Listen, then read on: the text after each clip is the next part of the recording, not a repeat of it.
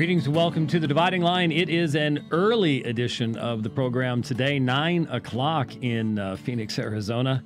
That's pretty early for us, but that's when we're doing it today, noon back east. Let me start off. I'm going to be, we didn't test this, but going to be playing clips and I've got it up on the screen and all, and hopefully you're ready for that. It's not just audio, it's video. Okay. Playing clips from Dr. Mohler's comments at the Southern Baptist Seminary Chapel last week in regards specifically to the statement on social justice and the gospel. But just before we do that, just briefly, I don't know if any of you saw something. It certainly meant a lot to me, but I'm getting to be old, so maybe it won't to everybody else. But I remember I just missed getting to vote for my first presidential election in November of 1980. That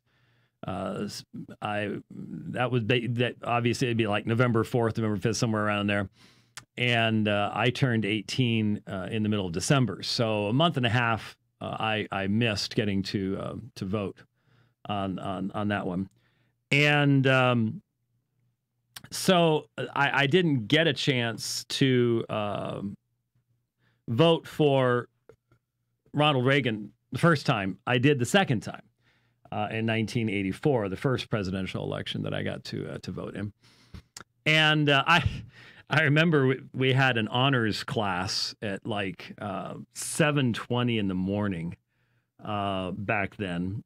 And one of the other top, it's for like the top 10, 15 students in the class. And one of the other, she was one of the salutatorians eventually. Her name was Lori Daniels, and she was an atheist, way on the left atheist. I can remember how many times, especially in that honors colloquium class, that we crossed swords. It was interesting, but just how we watched the returns and the news coverage and stuff, and just how completely upset she was. I probably wasn't overly gracious at winning in that particular situation, but the whole attitude of the nation changed. Jimmy Carter was a bummer. I mean, the whole nation was just like, and the Iran hostage thing. Remember on ABC? I mean, day 387. It just kept going and every night. Was that Ted Koppel? I think that got poor guy. I mean, is that how 2020 started? Oh yeah. Well, anyway. Man, it just went on and on and on. And then, very shortly after Reagan's elected, we better get rid of these guys and goodbye, and, but it just changed the whole, attitude of the nation. It really did. And, back then we were not nearly as divided as we are now.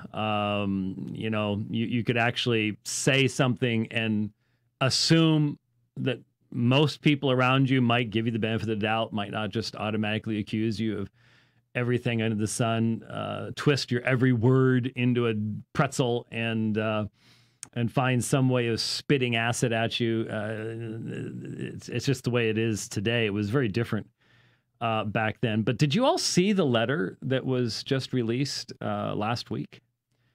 I saw a few things about it, and then it took me a while to track it down. To get around to tracking down it. All you do is put President Reagan letter father-in-law. It's right there.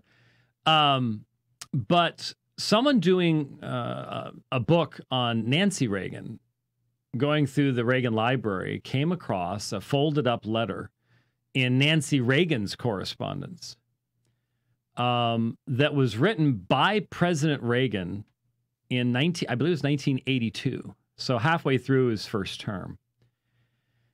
Handwritten on the stationery of the President of the United States. And it was to his father-in-law, Nancy Reagan's father, who was very close to death. In fact, just a matter of days away from death, and who identified as an atheist. And it is a passionate, very good letter written by Ronnie to his father-in-law, pleading with him to recognize who Christ is and to come to Christ. And, if you look at the last page, there's the President of the United States in his own handwriting, citing John 3:16. And he had earlier talked about messianic prophecies of Jesus and all these things. And, it just struck me at the time in reading it that we've been blessed in this nation. I mean, there are nations where that just simply could never, ever take place. And I've been blessed to, he was certainly not the first president I was aware of. I was weird. I think I've shown it. I think I brought it in, showed it on the program once before. I have a letter from Richard Milhouse Nixon, written to me when I was, I think, first or second grade. I had written a letter to him about the Vietnam War and about the Ho Chi Minh Trail in Laos and Cambodia. And I guess the fact that someone of my age was that interested in what was going on, I remember very clearly how often we would listen to the CBS Evening News with Walter Cronkite on a black and white television set.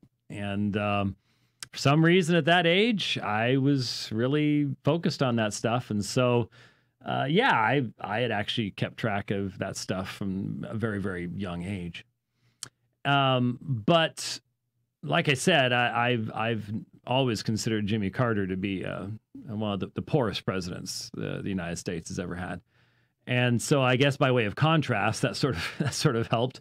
But to have lived through those years, what a contrast with some who've come after him. A real contrast. And so if you haven't seen it, may I suggest you Google President Reagan's letter to his father-in-law that he had taken the time to handwrite there as President of the United States, and read some of the articles, because some of the articles did indicate that Nancy Reagan had said that there had been some reaction to it, and a positive reaction to it or something on her father's part. Who knows? God knows those things. But it just struck me that it's something we do not give thanks for very often. The fact that we've, I think of some leaders in Washington right now. I think of one young man, a senator. I won't embarrass him by saying his name. Everybody's going, this man needs to run for president because he is just so clear thinking and so straightforward and so refreshing. And I just wish he'd quit and get out of Washington before that sinkhole destroys his soul. Because anybody who tries to act with consistency or integrity or anything, I just don't even know how you survive in Washington anymore. I really, really don't. It's just, shouldn't be that way, but it is, and that's what we look at. But look that up. I think you might find it encouraging, useful, and stuff like that. So, yes, Summer said, I got a letter from the president. Should be two.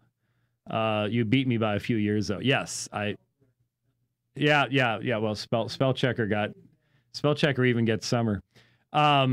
Yes, Summer. I've told we had Summer on the program to talk about the letter she got, but it was a different president. Summer never knew Ronald Reagan, and so I'm awful glad that I did get to experience that. I was actually born during Kennedy's administration, but he was assassinated I think I wasn't quite a year old when he was assassinated. So, but that's where I started, anyways. And but anyways, that's neither here nor there, I guess. Just interesting thing that you might want to look up and be aware of. Okay, so you may recall that last Wednesday we did a program. We did it so that I could get away. I did about a 36 hour quick trip up to Flagstaff, Arizona. If you don't know Arizona, a lot of people don't know Arizona. They just figure we still are being chased by Indians and that it's all just one big, huge desert. Well, it's not. Arizona is a huge state. There's something called the Mogollon Rim. And you climb up the Mogollon Rim, and all of a sudden you have things called trees, literally forests. Until the fire about 10 years ago, had the largest ponderosa pine forest in the world over toward Payson in that area. And then I think that was also one of the largest forest fires ever, 473,000 acres, as I recall, something like that. Is huge. So it's no longer the largest ponderosa pine forest in the world. But anyway, the point is that you can get up to altitude and you start having all the different life zones. So I like to go up to Flagstaff for a bunch of reasons. One of the primary reasons is if you run between 7,000 and 9,000 feet above sea level, it has positive beneficial effects upon your fitness. So I love riding my bike up the Snowbowl Road, up to the Snowbowl ski area, up on the San Francisco Peaks, Mount Humphreys. They're called different things up there in Flagstaff. And if you've ever driven up there, then you realize that riding a bicycle up that is quite the interesting task, especially when you do it multiple times. But some of you know I also do a little stargazing now, thanks to Jason Lyle. And I've started doing a little astrophotography, and it's very enjoyable. And Flagstaff is a great place to. Phoenix, forget it. Not only light pollution, but you're only at 1,200 feet. It's dusty. Good luck seeing anything. You can't even see the Milky Way here. You have to get out of town to even begin to see that. But you get to Flagstaff, and I've found some places right around 8,000 feet above sea level that are nice and wide open, and you can get some beautiful, beautiful shots. And so I was out there in the pitch black. It was fascinating. I took some pictures when the moon was still up, and the moon was only at a quarter. And it looked like noonday when you're using, a low f-stop and stuff like that. It looked like the sun was up. It wasn't. It was the moon.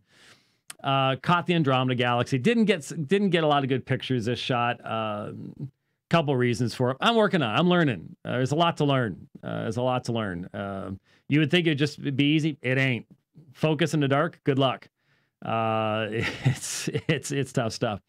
So anyways, as I was up there, I started getting a lot of contact about the fact that Dr. Mohler had commented on the statement in two contexts on the same day. One was a chapel session at Southern where people could ask questions, and then there was a ask anything session on YouTube, and pretty much same comments had been made in both, though in a much more extended fashion in the chapel.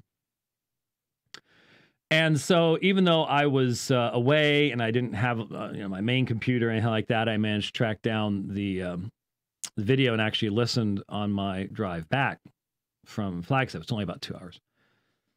And was able to listen in. Now, obviously, even last night when I announced I was going to do this, there was someone said, someone's going to say that you're being so respectful to him just because he's white. And on some levels, yesterday was really depressing along those lines. And certainly there is, I call them the lying slanderers club or the slanderous liars club, which it doesn't really matter which one it is. But there's a group of individuals in social media. They literally have sat around watching old dividing lines, try to find anything they can twist. And it is twisted. These are deceptive, deceitful men. They are driven by a narrative and a promotion of a particular perspective, and truth means nothing to them. It is irrelevant to them. They are cut straight out of the mold of the leftist media in the United States today that will take anything and twist the meaning of the words into any shape just to accomplish what they want to accomplish. It's a sad thing to see, especially since they claim to be Christians. There's absolutely no basis for their absolute unwillingness to even consider the possibility that maybe, just possibly, what was said might have some type of a less offensive reading. No, I will read into whatever James White says, whatever I need to read into what James White says. He's evil, he's nasty, and I'm just going to slander him everywhere I can. They crawled out yesterday and started injecting their venom and trying to hype stuff up, because that's what the left does. You don't want meaningful conversation taking place. You've got to blow it all up. That's what critical race theory is about too, is blow it all up. Anyway, so yesterday could have been really, really depressing. But it sort of ended up on a good note. I had been going back and forth with Pastor Dwight McKissick, first in the morning, and then we picked it up again in the evening. And at one point he said, we're going to drive each other nuts. And that was just enough of an opening for me to try to demonstrate to him that I actually am a human being, and that I don't hate him. And, he asked for prayer. He's got a sort of an outpatient procedure today. So pray for Pastor McKissick down there in Arlington, Texas. Those things can be very trying and troublesome. And we're going to try to do something. And I said to him, if you want to do something where we debate this issue, and we're actually debating Reformed theology. How racism got into it, I have no idea. But I do. In the sense that I had specifically asked him, don't you think that believing slaves in 1850 had an appropriate right to believe that Romans 8:28 applied to them, that God was working all things for their good? And there's a theology behind that. You can't quote Romans 8:28 without recognizing that's Psalm 135:6. That's Daniel chapter 4. That's Isaiah chapter 43. That's Genesis 50. That's Isaiah 10. That's Psalm 33. That's all those texts where God says, I do as I please, and I am accomplishing, Job 13:23. I have many decrees, and I'm accomplishing these things. And that's the theology that's behind it. And so I had asked that question, because the topic of conversations or on and off over a few days had been in regards to God's sovereignty and the matter of American slavery. Obviously, I think it's inappropriate to limit it to that, to any slavery at any time, or to wars or anything else. Just you have to have a meaningful, robust theodicy. You can't just focus upon one area of evil. You need to recognize the entire purposes of God if you're going to really present the whole counsel of God. Anyway, and so somehow race had been inserted into it because of that.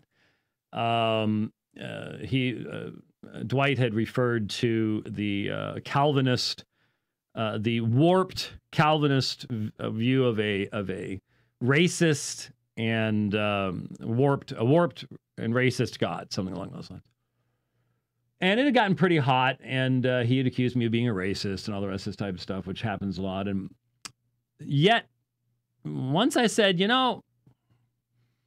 why don't we get together? But before we do that,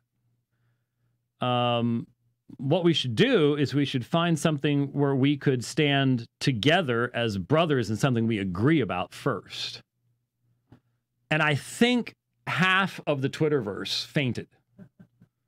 I think I helped a lot of people sleep last night, mainly just because they collapsed. They just fainted.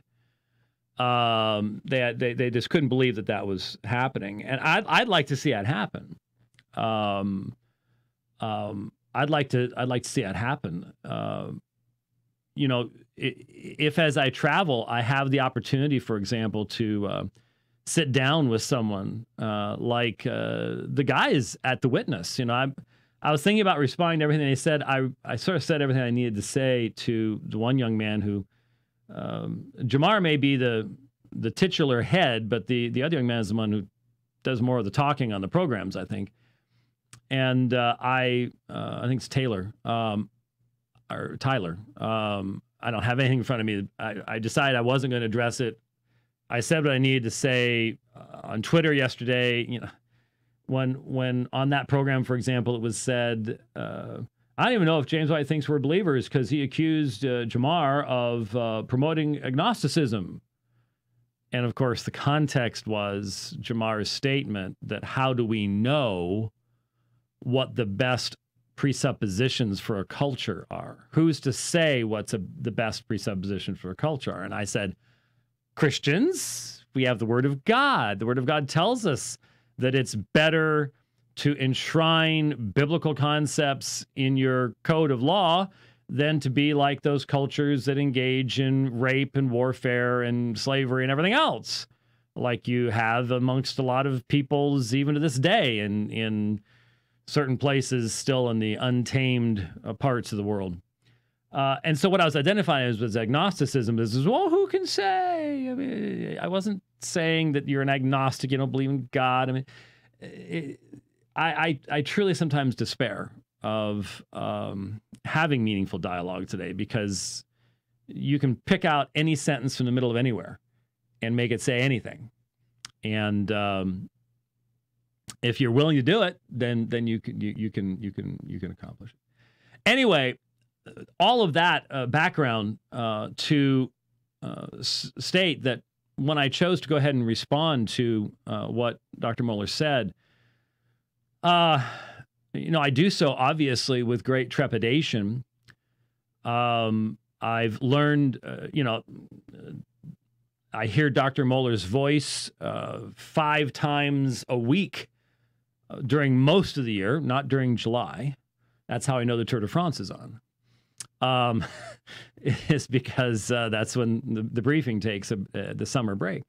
But other than that and the Christmas holiday break, and I think is there a spring break? I think there might be a short break. But anyway, he takes a few breaks during the year, but most of the time, I've taken, you know, I did this morning. I fired up the briefing and started doing my crunches, and I just do crunches during the briefing. So that's what I've been doing. And so you just put the phone on the floor next to you and start going and listen for the whole time you're doing your sets. And so I've learned a great deal from Dr. Mohler. He's obviously a very brilliant and bright man. And he's in a very, very difficult situation. You certainly can tell by what he said. You know, I tried to find the exact spot where he said it. I was unable to do so. I apologize. I was looking for it, but you know how it is trying to find stuff in a video file. But he pointed out that he is and then he gives the name of someone, I think Brown, professor of Christian theology at Southern Seminary, and says, you know, that man was a senator from Georgia. He rescued this institution, which was about to collapse in the 1870s financially. And he was the Confederate governor of Georgia during the war. And he even quoted from him. He gave a quote where he had said, every white man, no matter what his status in life, always has the comforting thought that no matter where he is in life, he is the better than any black man. So it was a direct statement of white supremacy, racially based, whole 9 yards. He says that's the professorship that I hold. And as most everybody knows, most of the buildings at Southern Seminary are named after people that were slave owners, because that's the history of that part of America. And so he is in an incredibly difficult situation, and I honestly think that part of maybe his frustration, and you could tell, Al's normally a very smooth presenter, but there was a lot of stopping and starting because he was having to run a lot of filters. This is the kind of thing I cannot do. Okay, I'm telling everybody right up front. I could never be the president of an institution like this. I can barely survive rich. Okay, I mean it's, and we've known each other forever. So trying to captain a ship through the mine-infested waters of modern culture and everything else. Don't think I'm sitting here saying I could do a better job than him. No. I'm gonna sit here and tell you right now, no way. I couldn't even do the briefing. We keep moving the time of this program all the time as it is. And we only do it twice a week. It's sort of like, Michael Brown. The guy's got to carry this equipment with him. That's the problem with doing programs like that, where you have to do it every day, same time. I can't do it. And I certainly could not navigate the shark-infested and mine-infested waters that he is attempting to navigate. And I'll just be honest with you. I think he wishes we hadn't rocked the boat with this statement. Now, someone asked me last night, was he invited to participate? And I can't speak for the whole group, but the assumption was, in light of what he said, he would have declined anyways. But in light of his very close connections to Southern Baptist entities, I don't think there was, it even crossed our mind, because it wouldn't be a possibility. Before I start playing some things, you need to remember something. And I'm not saying anything that is not known widely, but I think it needs to be factored in, especially as we consider the Southern Baptist interaction here. A number of the men who were involved in the crafting of the statement and in the current promotion of the statement are Southern Baptists.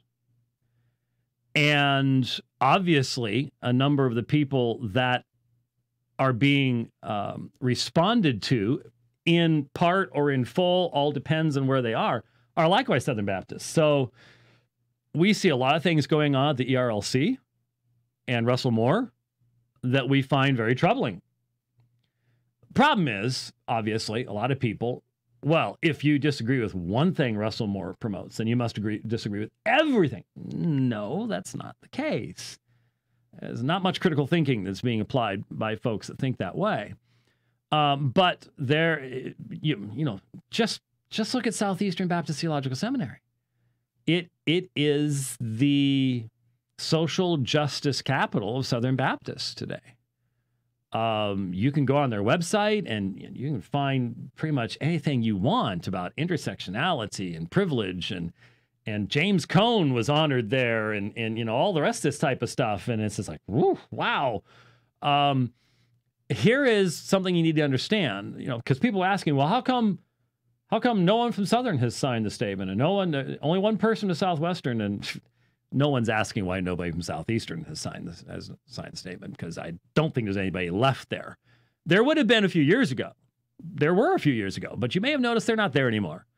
And it's not so much that they were fired as they just got sick and tired of the constant social justice focus of everything there. Anyway, what you need to understand is what's called the 11th commandment. And that's what it's called among Southern Baptists, the 11th commandment. Thou shalt not speak ill publicly of another Southern Baptist, especially when you are employed by a Southern Baptist entity and they are employed by a Southern Baptist entity. This is the 11th commandment. It is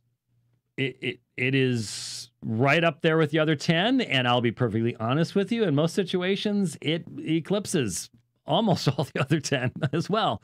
As far as, I learned this back in 2004 when I engaged in a fair, accurate, gracious, non-mean-spirited interaction with the published the writings that have been published for like 10 years of Mark Seifert, who at the time taught at Southern Seminary.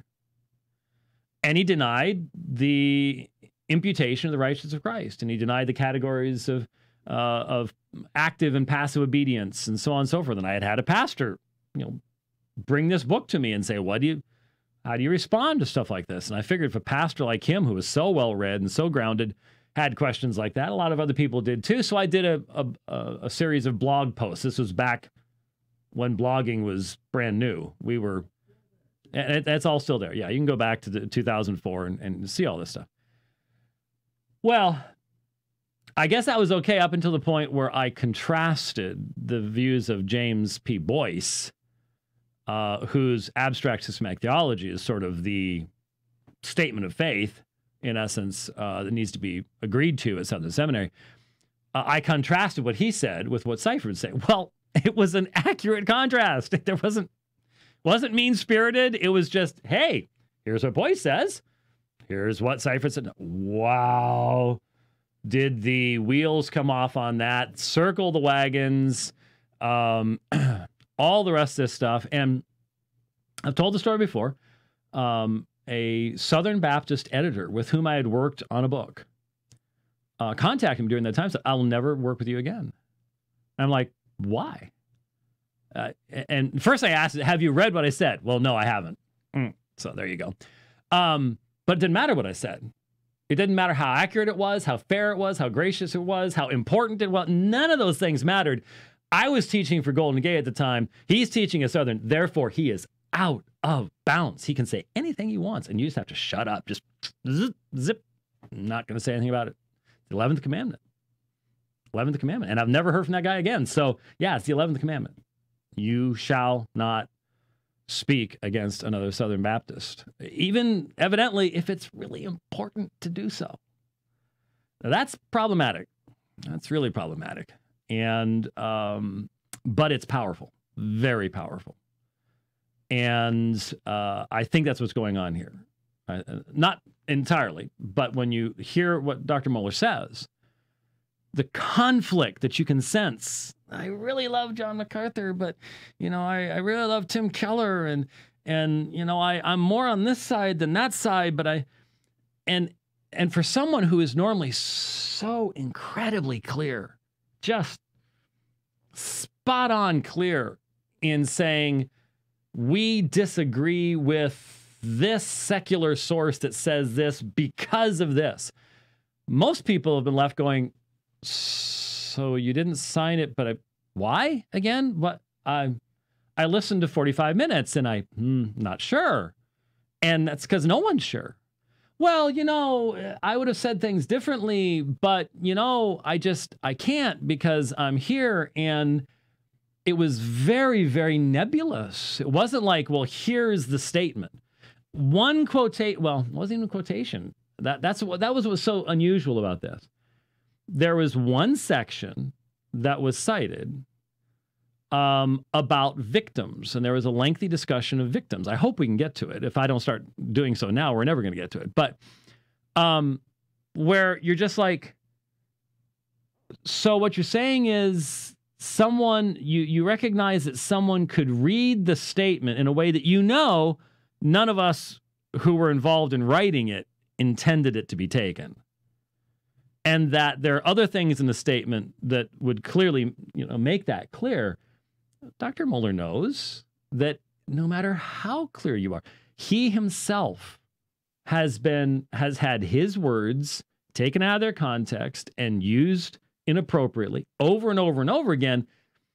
So how is it a proper objection to say, I can't sign it because someone might read it this way. Well, any statement, if Dr. Mohler himself wrote a statement on social justice, there would be people who would read it outside of the context that Dr. Mohler's own entire life work would provide for it. So every time he turns on the microphone and does the briefing, he's running the risk that someone's going to take his words. And believe me, like I said, we've got the Liar and Slanders Club. Doesn't matter what I say. You can take words, you can twist them, as long as you're just not honest about the worldview and actual intention of the person you're examining. So we were all left sort of going, well, and let me read the section. Who knows? Maybe I'll do the complete response just by saying, well, he said this, and because at the rate we're going, I'm not going to get very far. It was 45 minutes. I mean, if I stopped and commented, it would take 3 hours to do this. But it was the section. This is section 12 on race and ethnicity. Let me just read the whole thing. So the whole thing is available. We affirm God made all people from one man. Though people often can be distinguished by different ethnicities and nationalities, they are ontological equals before God in both creation and redemption. If you heard my sermons on Sunday, you know how often I emphasized especially the redemptive aspect of that. Race, in quotes, is not a biblical category, but rather a social construct that often has been used to classify groups of people in terms of inferiority and superiority. All that is good, honest, just, and beautiful in various ethnic backgrounds and experiences can be celebrated as the fruit of God's grace. Oh, where have you heard that before? All sinful actions, yeah, I wrote that part. All sinful actions and their results, including evils perpetrated between and upon ethnic groups by others, are to be confessed as sinful, repented of, and repudiated. Straightforward. All sinful actions and their results. So in other words, God's law has to be supreme over all cultural, experiential, anything else. It's God tells us how we are to relate to one another. But it was the denial. Here's the section. We deny that Christians should segregate themselves into racial groups or regard racial identity above or even equal to their identity in Christ. So what are we talking about here? We're talking about identity politics becoming identity religion. It's interesting. I spoke with a sister in the Lord who is black after my sermons on Sunday. And not to give any information away, but she told me about her experience in a black church where the constant drumbeat emphasis was your identity needs to be found in your blackness. Your identity is to be found in your ethnic orientation. That's where your identity is. Now, any of us, I hope, would recognize that if you are in a church anywhere that says your identity is to be found in your whiteness, get out. But how come the same can't be said if people say your identity is to be found in your blackness or in your Chineseness or in your Russianness or in your Indianness or your Koreanness or your Japaneseness or whatever? The point that is being made is the identity in Christ has to be the identity that is ours and not an ethnic identity. In light of what was said before, all that is good, honest, just, and beautiful in various ethnic backgrounds and experiences can be celebrated as the fruit of God's grace, yes, but that's not what gives you your identity in Christ, nor is it the foundation of your relationship to other believers in the body. And so we deny that Christians should segregate themselves into racial groups or regard racial identity above or even equal to their identity in Christ. when I preached Sunday night, we went straight into the Lord's Supper. And I made the direct application. There is no other place like this place at this time that demonstrates our unity in Christ, because we are all proclaiming the Lord's death until he comes. And there is nothing about the shade of your skin in any of this. And there can't be, or it ends up undermining the reality of what it is we're doing. We deny that any divisions between people groups, from an unstated attitude of superiority to an overt spirit of resentment, have any legitimate place in the fellowship of the redeemed. And so it can be an unstated attitude of superiority or an overt spirit of resentment. And folks, those can be and are experienced by people of every ethnicity. Every ethnicity. This isn't a white-black issue. These attitudes have no legitimate place in the fellowship of the redeemed. And then here's the sentence. But what are we talking about here? We're talking about things that improperly divide the fellowship of believers.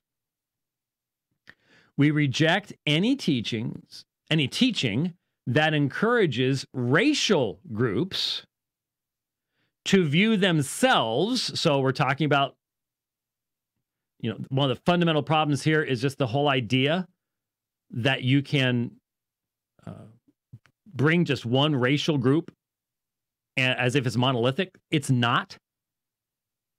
Blacks are not monolithic. Whites are not monolithic. Whatever whites are. Go to Europe and say, just a bunch of white people. Yeah, right. Look at their history. Asians are not monolithic, et cetera, et cetera. But we're talking about racial groups to view themselves. So we reject any teaching that encourages racial groups to view themselves as privileged oppressors or entitled victims of oppression. Now, people have said, well, why didn't you give a specific definition of social justice? And Dr. Mohler spent a great deal of time. I encourage you to listen. We will link to his presentations. Encourage you to listen. He gave a very good discussion. It was interesting. He sort of said, I've been dealing with stuff since I was a kid. In fact, I was dealing with this stuff. Some people talking about this stuff now haven't read anything like what I've read. Okay, maybe so. But he gave a very accurate definition of social justice, which he described as poisonous, which involves what? Neo-Marxism, the Frankfurt School, and what? Intersectionality.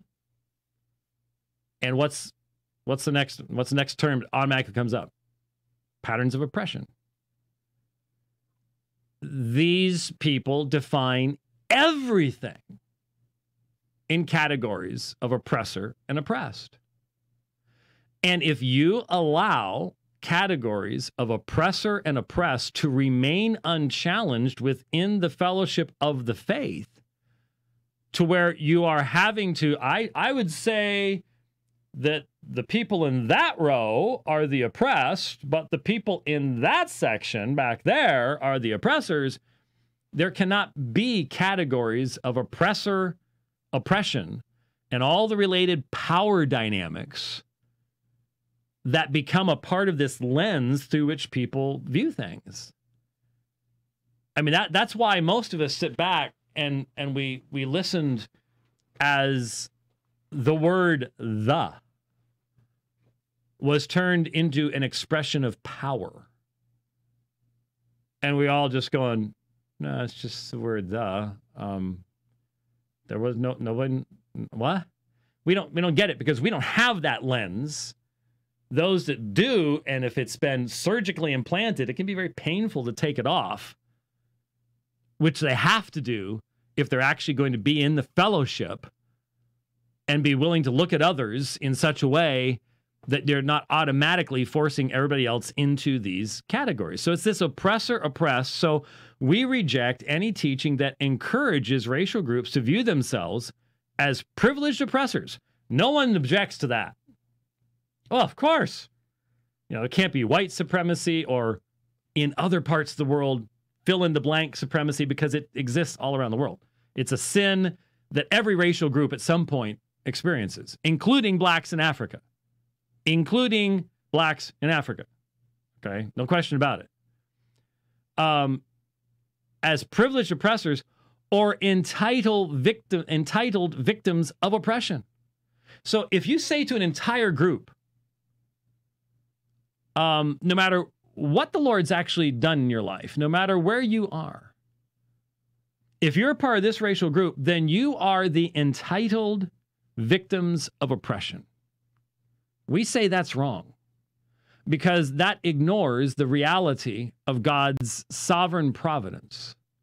There are individuals who are racial minorities, ethnic minorities in the United States that are a whole lot better off than I am, and that are a whole lot better off than all sorts of non-minority people. So, are we to be jealous of that? No. It's God's providence. God raises one up. God blesses one. God gives some people just incredible skills at, for example, sales. I know some really good salesmen, and they can make really good money. I have to be so honest about anything that I sell that it's very, very good that I was not called to be a salesman. Because it's not that I don't know how to twist things. I could do that, but I can't. God has the right to raise up, to give certain gifts, to not give certain gifts. And this goes against the secular neo-Marxist mindset of absolute equality in everything. Equality of outcome. Everyone's got to be all on the same plane. And that's impossible. That's not going to happen in this life. It shouldn't happen in this life. It is not a goal to have in this life. And certainly there's no basis for that within the Christian faith. So we reject any teaching that encourages racial groups to view themselves as privileged oppressors or entitled victims of oppression. It seems like what Dr. Mohler said was, I can't sign that because it sounds, we need to recognize there are true victims of oppression. We're not saying that there aren't victims of oppression. We're saying that you don't teach an entire racial group in the church to view themselves as if they are victims of oppression. And the next line sort of bears that out. While we are to weep with those who weep, we deny that a person's feelings of offense or oppression necessarily prove that someone else is guilty of sinful behaviors, oppression, or prejudice. In other words, you have to uphold justice. And so you can be in a group that is taught to feel oppressed and victimized. But as Christians, we have to say, God's justice demands that there actually be acts of oppression and acts of victimization for you to be guilty of those things. You can't just simply look at a people group because you're in this people group and say that people group is oppressing me and therefore I'm a victim. This will divide the church. How is that objectionable? I mean, from the very comments that Dr. Mohler makes regarding the poisonous nature of neo-Marxist thought, the poisonous nature of this secular, divisive, break it all down, blow it all up, and that's what we're seeing around us. People are sitting around going, why do we all hate each other all of a sudden? How come we can't get together about anything? That's the whole purpose of critical theory, is to break it all up and rebuild something else in its place. The communist socialist utopia, which has to be built upon an utter denial of Christian anthropology. You have to believe that man is something other than what he is. And so that's what's happening. And what the statement says is there's no place for that in the church. There is no place for that in the church. Christians should not segregate themselves into racial groups. They should not. There's no place for divisions between people groups based upon unstated attitudes of superiority, overt spirits of resentment. And we cannot allow this narrative that everything has to be seen as oppression, as those who oppress and those who are the oppressed. Why? Because the Bible doesn't view it that way. It ignores the reality of the fact that God is sovereign over what he decrees for your life. Now, that leads us to a division amongst Christians as to whether God has a decree that he's accomplishing and all the rest of that stuff. But the point is that those of us involved in the writing of this do believe that God is sovereign over these matters. And therefore, this socialist panacea of oppression, non-oppression, intersectionality, and all the things related to it, it doesn't work. And it needs to be kept out of the church. And then that last line, while we are to weep with those who weep. So in other words, we are to be compassionate people, but we are to be mature, compassionate people. And let me expand upon this for just a moment. And I'm sorry, Dr. Mohler, I was going to play bunches and bunches of stuff, but the problem is you play somebody else talking for 45 minutes. If you talk just as much as they do, it's going to be 90 minutes long. You know how this works. He does know how this works because the briefing never plays clips. Ever notice that? He has to summarize everything. So I'm just doing it the same way he did it. So as Rich will tell you, he's standing there on the screen right now. It's been the whole time. He's got it ready to go. But I just haven't gotten to it because there's too much to get to here. And I apologize for that. Anyway, I want to emphasize there is a mature empathy that is enjoined upon us in Scripture, but it's a mature empathy. In our society right now, what we have is childish empathy. Now, what's the difference? We live in a society that encourages childlike emotionalism rather than the obtaining of a level of maturity that allows you to be empathetic, but in a properly moral and ethical fashion. I should not have empathy toward the criminal who, I saw a video yesterday. Interestingly enough, it happened in Canada. But there are these guys that are carjacking cars. You know how and then they trash the one, they carjack the next one. You know, just one of those sort of like, it must be LA. It wasn't. It was somewhere in Canada, if you can believe that. It's summer, so they thought out long enough to do something. But there are these two obviously hopped up people, and they've trashed the car, second car I think they're in, on a freeway. And they're running down the freeway in traffic. And there's this guy with his gun, trying to get people to stop. Well, somebody, I think it was a lady, knowing what was coming, just ran the guy over. Just gun goes flying one direction, he goes flying the other direction. Just ran him over. Well, it didn't run him over. He didn't go under the car, but he went flying up in the air, and the gun went flying up in the air, and probably broke his leg or something. I don't know, because I think the next scene I saw, they had him in handcuffs. There are people in our society, they would go, "Oh, that poor man," and I go, "Good job, lady. You did the right thing. She is innocent. She's in her car. She might be a mom going to get her kid. She might be a grandma. I don't know, but she has the right to safety in her car. And if some hopped up criminal is running down the freeway, aiming a gun at her, good for her that she accelerated rather than stopping. But in our society, we say, oh, the poor man, just bad decisions in his life. He's a criminal, and he got what was coming to him. There is this total lack of maturity in applying moral and ethical categories to showing empathy or sympathy or the expression of emotion.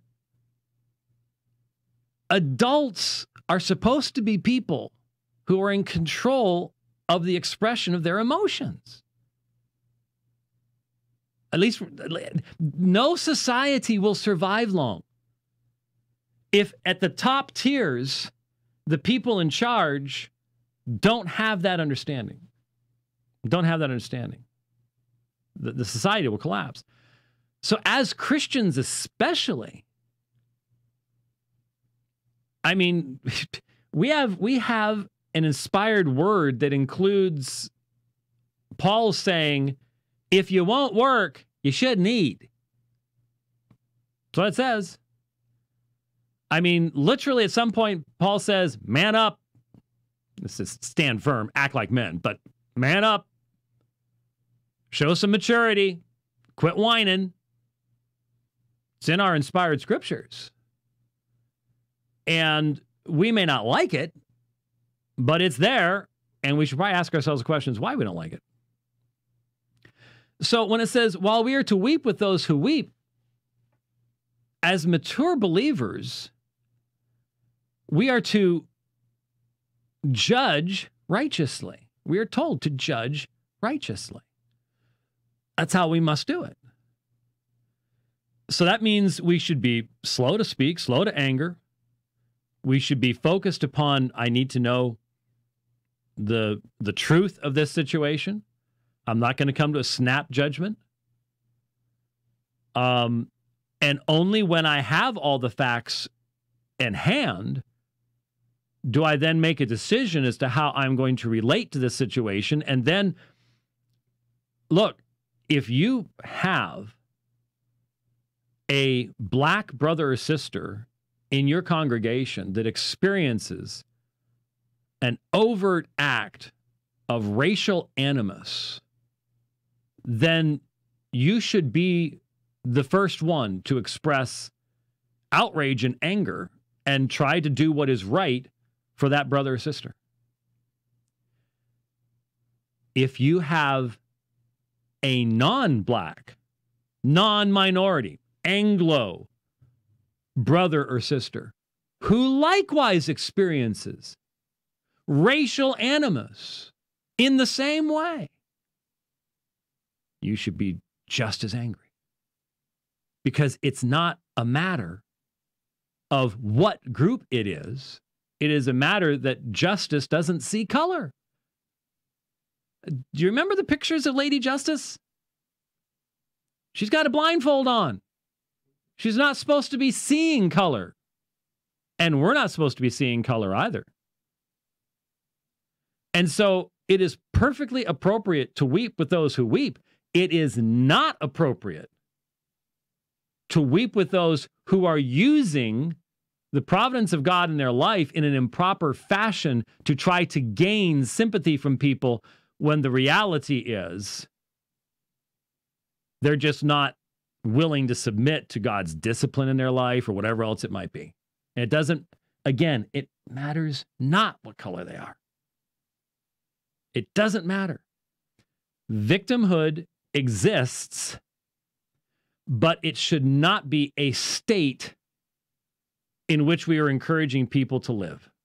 Victimhood should outrage us because it is a individual experience, not because it is the constant type of situation. That's what's being argued is, oh no, that's the way it is. In our society, that's the way it is. No, it isn't. You simply can't substantiate that. You can't substantiate that from issues regarding police shootings when you actually look at the numbers. You can't look at that as far as just so many other areas. We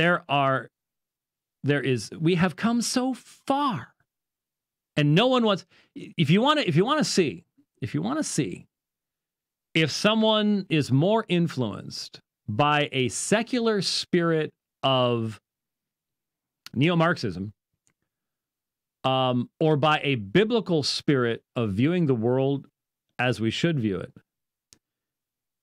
what is the emphasis upon in their experience? Is the emphasis upon constant complaint and victimization and oppression and everything is down and everything's bad? Or is the emphasis always upon thankfulness for all the good things that God has done for them? All the good things that God has given them? Is there contentment in that personal Christian's life?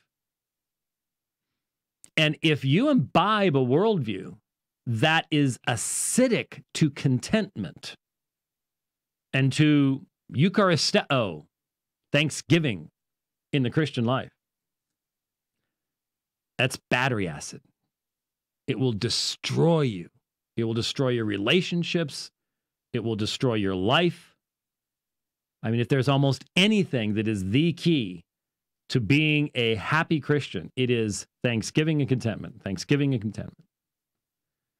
If that is your overarching attitude, then when you experience oppression, you're going to be looking for God's purpose in all of it, and the body should come alongside you, but it doesn't become something that absolutely turns you inward upon yourself and causes you to push others away. So, while we are to weep with those who weep, that weeping must be done in light of God's revelation in the New Testament as to what is true and honest and just and ethical and moral and everything else. We deny that a person's feelings of offense or oppression necessarily prove that someone else is guilty of sinful behaviors, oppression, or prejudice. I'm certainly seeing this. I mean, just yesterday, there are people who are saying, you're oppressing this person, or you're doing this, or you're doing that. And they're basing it all on, well, you know, someone might have interpreted your action as involving this, or your words as involving that, which had nothing to do with the entirety of my life, ministry, teaching, or anything in the context whatsoever. You would have to be digging and searching for reason to be offended, to come up with this kind of stuff. It is the end of meaningful conversation. It just stops it. It's done. There can be no communication. There can be no understanding. It divides everybody, and that's the whole reason of critical theory, is to atomize everybody, blow it all up, destroy anything that we can have in common with one another. Make us all individual oppressed people. That's what intersectionality is about, the whole 9 yards. And now it's in everybody's face. Whether we want it there or not, it's in everybody's face. And so the statement words make perfect sense. They're biblical. I don't understand why there would be a statement, well, you know, this could be read as saying that there are not victims of oppression any longer. There are not only victims of acts of racism, but every ethnic group experiences it. This is part of the false meme, the false narrative of our day. And what it's done is it's said to certain people, especially people in minority situations, you don't have to check your heart regarding feelings of resentment toward others, racism, anything else. No. That's only those folks. Only those folks can do that. I will take seriously anybody's thoughts on this subject who will start off by saying racism is a sin and it is committed by every ethnic group, and will call out the clear, open racism that is practiced and encouraged amongst certain minority groups, and yes, amongst Black Americans as well. If you'll call that out, you point any one of us to any church anywhere that says we only want white folks here, or only white folks have the blessings of God, and we will come down on that church like a ton of bricks, and you know it. And you know it. But the number of black churches that pretty much say the same thing. But can't talk about that. No. And it's okay to segregate out. No. Zip. Can't say a word about that. That kind of inconsistency it can't be allowed in the Christian conversation. It just can't. So are there victims of oppression? There are. Are they of every ethnic group? They are. Should we stand with them when it is demonstrated that it's not just their emotions and feelings that are being expressed, but it's a true act? Yes. But must we not apply God's standards for determining when these things have truly happened? I think we have a situation right now. Folks, if you're, and I'm sort of wrapping up here and moving on to some. Right now, what's happening in the United States with the Brett Kavanaugh situation should truly be troubling to any person concerned about justice. Biblical justice. I know. I did that series on God's law. I did the series on the Holiness Code. And as a part of that, we had to deal with how it is that accusations are to be handled and the necessity of witnesses. And those texts are just not texts that get preached much these days. And so I guess I can understand why the church is just so disconnected here. But the reality is that I think what we're seeing, and we have, the situation here, if those of you are watching years later, maybe you've forgotten, but an accusation of sexual misconduct toward Judge Kavanaugh has been brought up from 35 years ago. 35 years ago, when the man was 17 years old. Now, people say, 17, yeah, that's a minor. Yeah, in biblical law, not a minor anymore. So, not the issue. And the issue is not the sinfulness of the act if it were to have taken place, or the reality that kind of a culture has existed on university campuses or high school campuses. Back in my day, he's only a few years younger than I am. And I knew the party kids. I knew the kids, everybody probably, even up in, it couldn't have been quite as bad up there in the woods. There was a little more morality up. I was in Phoenix, just, I don't know. You're not gonna, I got bored and got nothing to do. I understand. I knew the party kids. I knew the kids that were getting drunk. Everybody did. And this is a culture, a subculture that we knew was there, and you had to make a choice whether you're going to be a part of it or not. So there's no question about the sinfulness of drunkenness and all these other things that are there. But here's the issue. What has happened in our society is there is no longer a belief that justice will eventually be done at the final judgment. There's no final judgment to worry about anymore. The consciousness of God that you can find in Western writings well into the last century that informed so much of our morals and ethics has been banished by Darwin and by the just overflow of secularization, so that the human animal, once it dies,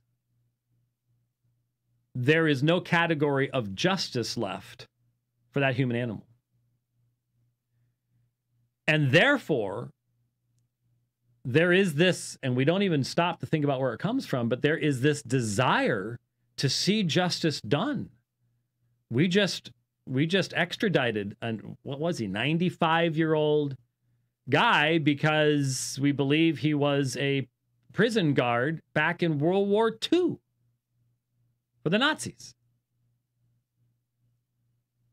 Why?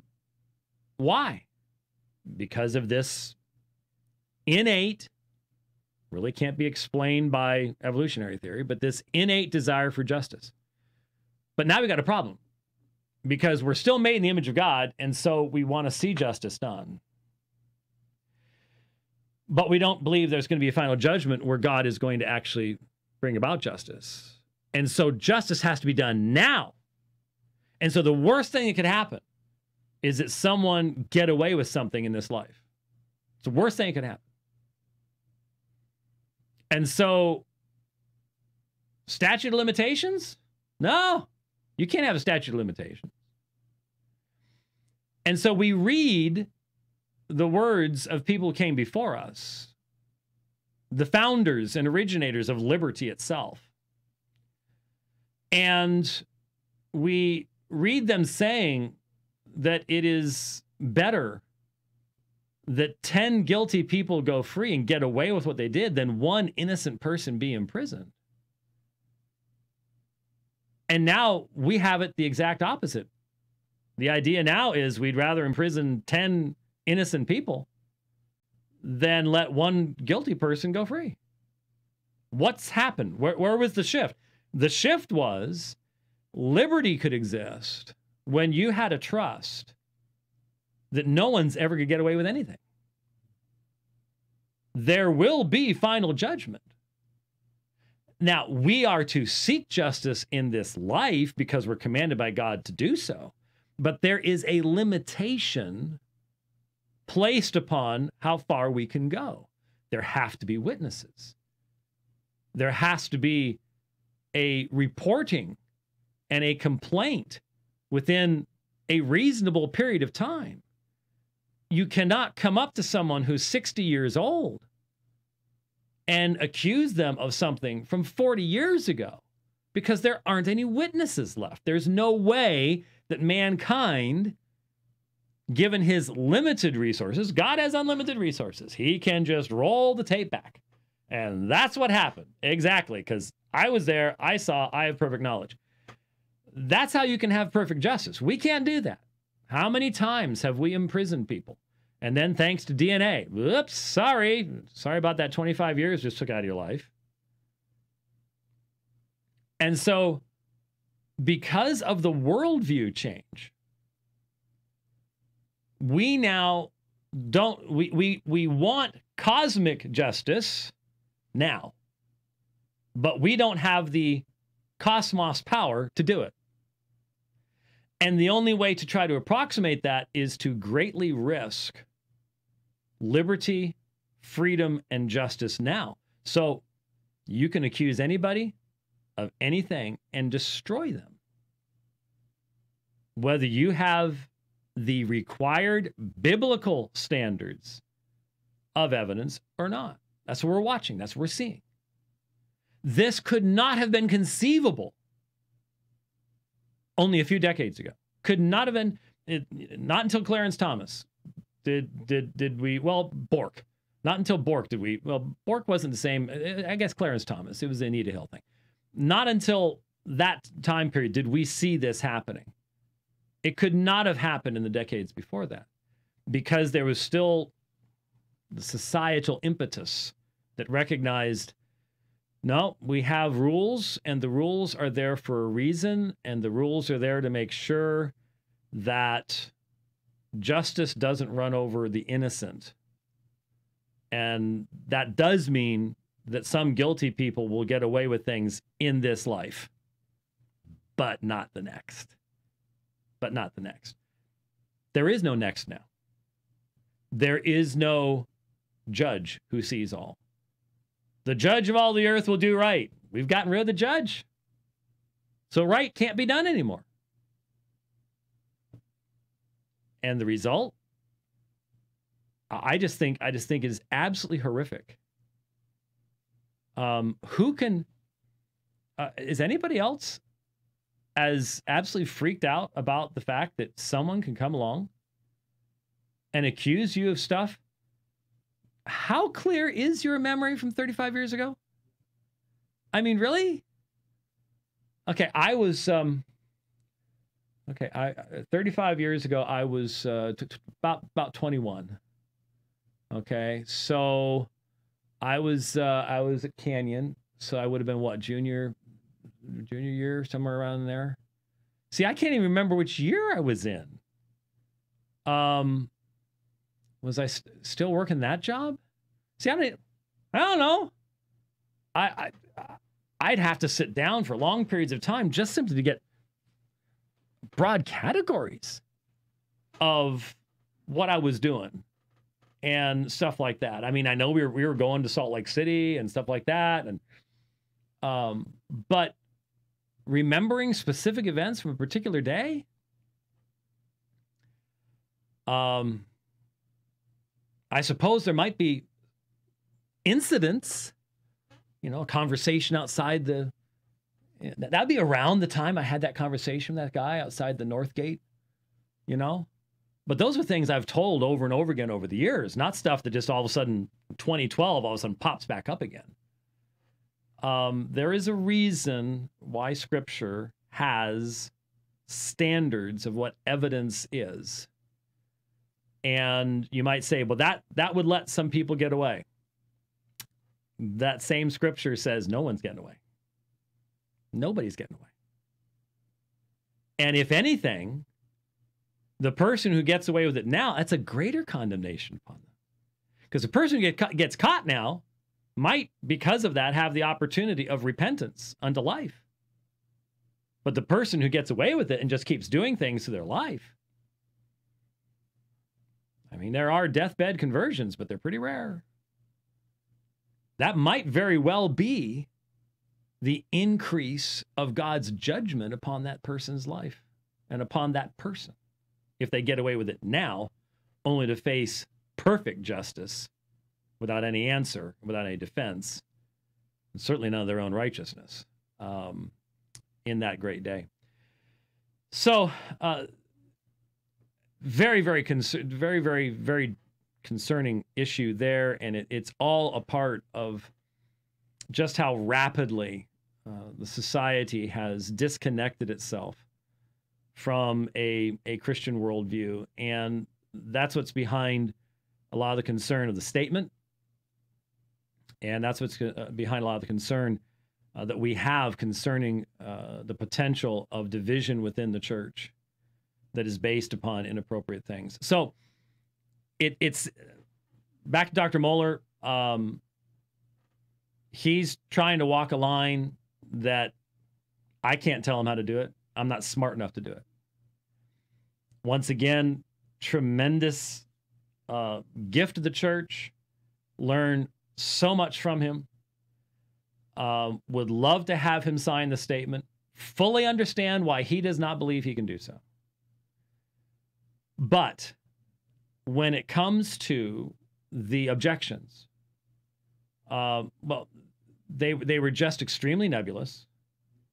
This was the only citation from the text, or at least allusion to, it wasn't really a citation, but an allusion to the text that he expanded upon. And so that's why I have expanded upon my understanding of it, and how I don't think that it is a fair objection to us to say, well, it could be read as if you are saying.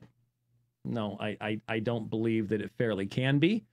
And I know that Dr. Mohler perfectly understands the necessity of authorial intent, and that anything he says could likewise be understood by someone with great bias in a way that would be opposite of his intention, and that he doesn't therefore avoid saying anything as as a result.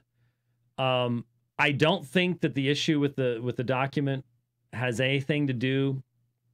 Some people did bring up the issue of his statement that you could go to Grace Community Church, John MacArthur, or to Tim Keller's church and get equally clear presentations of the gospel.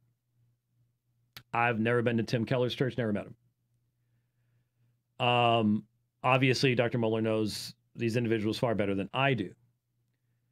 My concern, and the concern that I think is expressed within the statement, is that while that may be true now, Dr. Mohler, you know the history of seminaries in the United States and the history of denominations and churches in the United States. And you know that when the focus begins to move away from the centrality of the proclamation of the gospel and foreign categories of interpretation and perspective become central in a denomination, and as you know, it normally starts in the seminaries. The result is almost always fatal. You yourself so often talk about what's happened to the PCUSA, what's happened to the United Church of Christ, what's happened to the United Methodists, what's happening to the Anglicans. You know the divisions that exist there. You know our faithful brothers down in Sydney that are fighting the good fight. But why are they having to fight the good fight? And so it's been troubling to me, Dr. Mohler, to listen to Dr. Williams, to listen to the dean. I thought it was dean. I had to look it up again. It might have been dean of students, but from Boyce, doing a video on white privilege.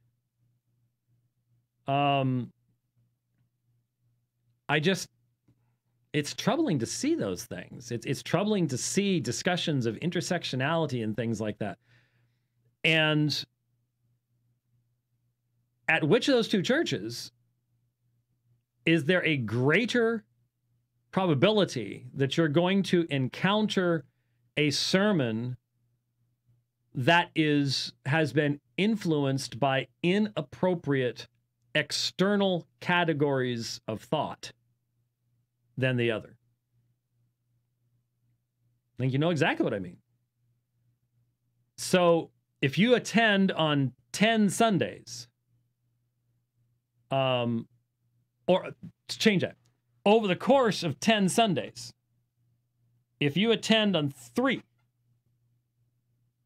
what's the probability of getting a clear, solidly biblical, non-socially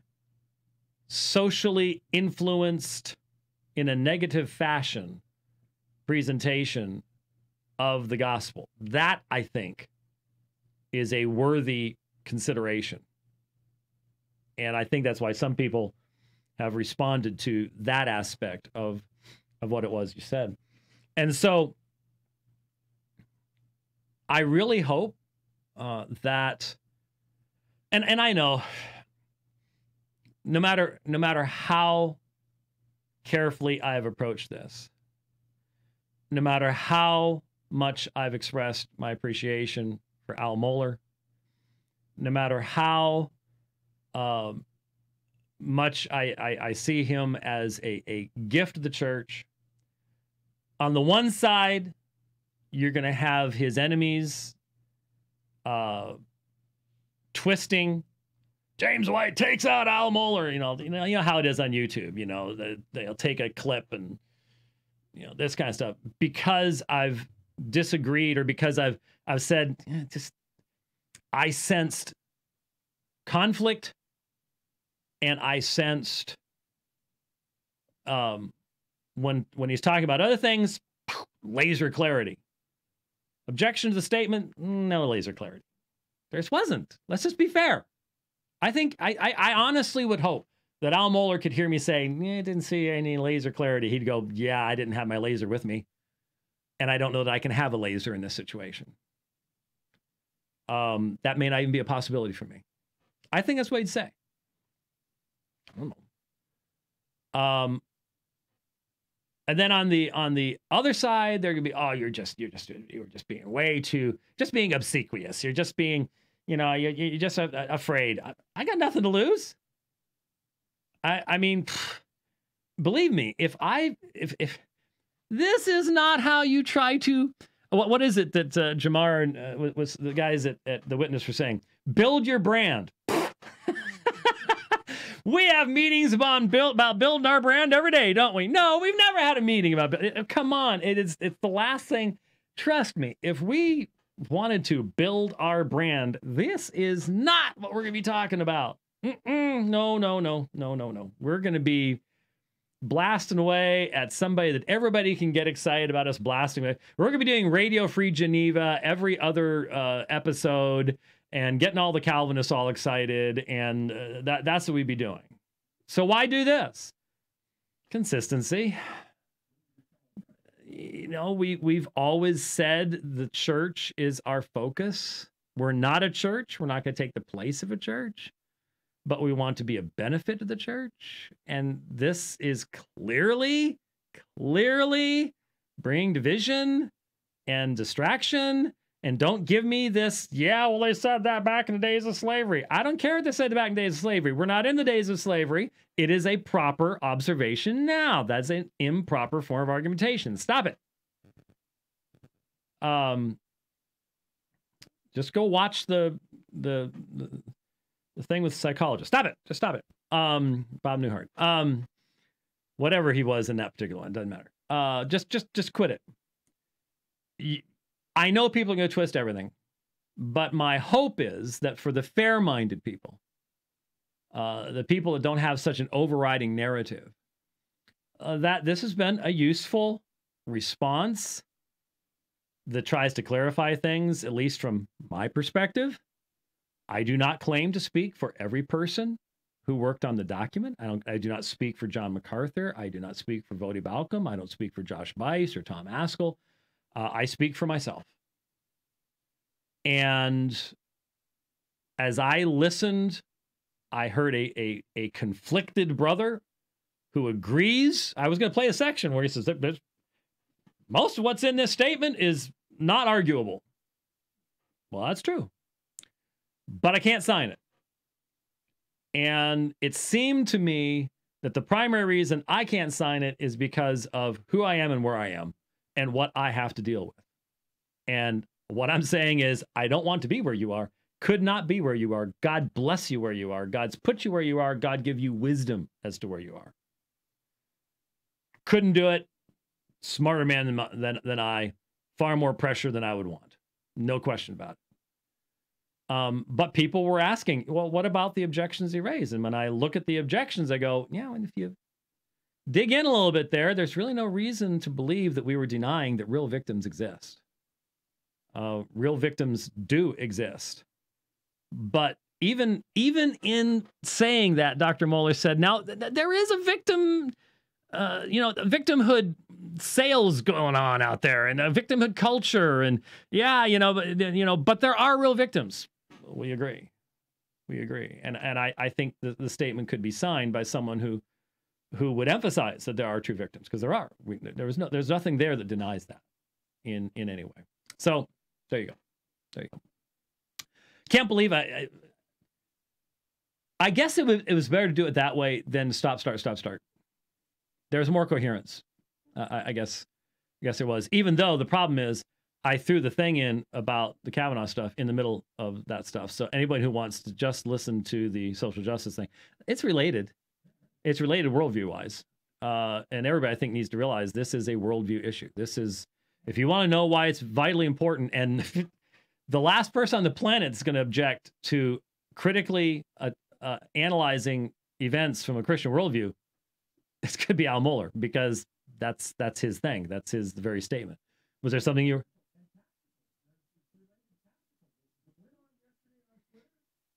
Yeah, yeah, yeah. That's the exact same thing. Yeah, no two ways about it. No two ways about it. Anyway, I'm thinking that we might actually be with you again at our normal time on Thursday.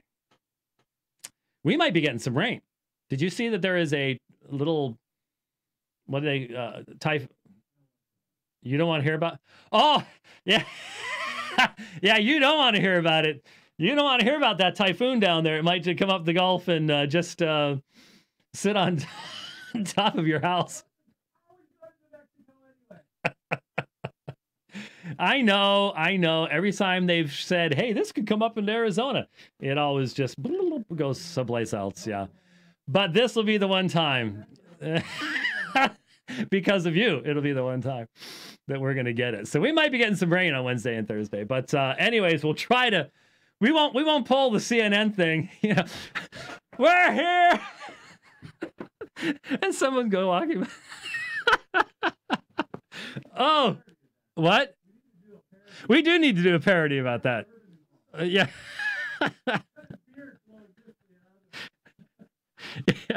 Yeah, Jeff Durden with his beard flowing off to the side. Yeah, that'd be great. Anyway, we're supposed to be here on Thursday. Lord willing, we'll see you then. Thanks a lot. God bless.